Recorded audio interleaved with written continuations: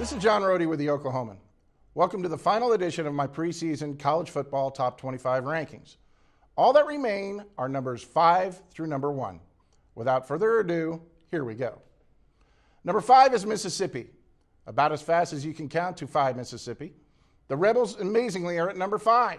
It happened under warp speed under the direction of second-year coach Houston Nutt, who might get the full credit he deserves one of these days. Quarterback Javon Sneed is 1-0 as a 22-point underdog against Florida's Tim Tebow. The Gators don't face the Rebels in the regular season, but they sure could hook up for the SEC title. Mississippi has 3 All-American candidates in offensive tackle John Jerry, defensive tackle Ted Laurent, and defensive end Greg Hardy. The Rebels ranked 4th nationally against the rush and 4th in sacks last season. And with the so-called Wild Rebel offense, it's a perfect fit for the Nut House. The schedule agrees with Mississippi, which plays its toughest opponents at home. Number 4 is Southern Cal. The Trojans lost a quarterback to the first round of the pro draft. They also lost 4 linebackers, 2 defensive linemen, 2 defensive backs, a wideout, a kicker, all to the NFL. But like all great programs, USC doesn't rebuild. It reloads. Free safety Taylor Mays is one superstar who didn't leave early when he easily could have, and Damian Williams returns at wide receiver. Top quarterback candidate Aaron Corp injured his leg earlier this month, which bumped Matt Barkley and Mitch Mustain up one notch. Stephon Johnson, Joe McKnight, and C.J. Gable all return at the ridiculously deep running back position. USC has tough road games at Ohio State, California, and Oregon, and also plays at Notre Dame. The Trojans might lose a game or two, but still win the Pac-10 title. Number 3 is Texas. Quarterback Colt McCoy had some uncanny passing numbers last year and also was the team's leading rusher. A one-man show won it all for the Longhorns 4 years ago in Vince Young, but it's asking too much for McCoy to do the same. UT's offensive line is superb, its defense is solid, although without departed Brian Orakpo up front.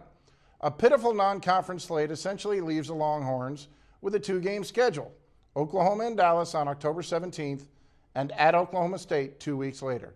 Other than that, Texas should cruise. You could flip a coin on who would win, Texas or OU. I flipped it twice. Both times the coin landed on its side, resulting in a tiebreaker. The Sooners won. Number 2 is Oklahoma. No team in the country has more offensive weapons than the Sooners, with quarterback and Heisman winner Sam Bradford, running backs DeMarco Murray and Chris Brown, tight end Jermaine Gresham, and receivers Ryan Broyles and Moses Madu.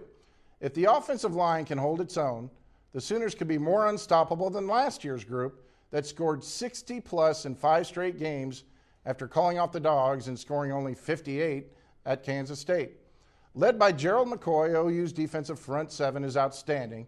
There also are 2 great cover corners in Brian Jackson and Dominique Franks. If the safeties pull through, this could be the most complete team in the Bob Stoops era. Another trip to the national title game is in the works. Number 1, Florida. The Gators remain the national champs until somebody proves otherwise. It's a position they've earned and figure to earn again with a defense that is so thick and juicy. Not only do all 11 starters return, their entire 2-deep roster is back. Offensively, quarterback Tim Tebow goes for Heisman number 2 and national title number 3. Receiver Percy Harvin bolted to the NFL, as did fellow wideout Louis Murphy and tight end Cornelius Ingram, but 7 starters return on the offense. Coach Urban Meyer sits atop his profession, able to deliver 2 national titles in his first 4 seasons. On paper, it seems unfair Florida should be so loaded, but the Gators endured a loss against Ole Miss and a scare from Alabama before advancing to last year's title game. Does danger lie ahead this season at LSU, against Georgia and Jacksonville, or in the SEC title game? Probably not, but there are no freebies in college football. Like before, the Gators will have to earn it. There you have it, my preseason top 25. Rearrange accordingly if you must.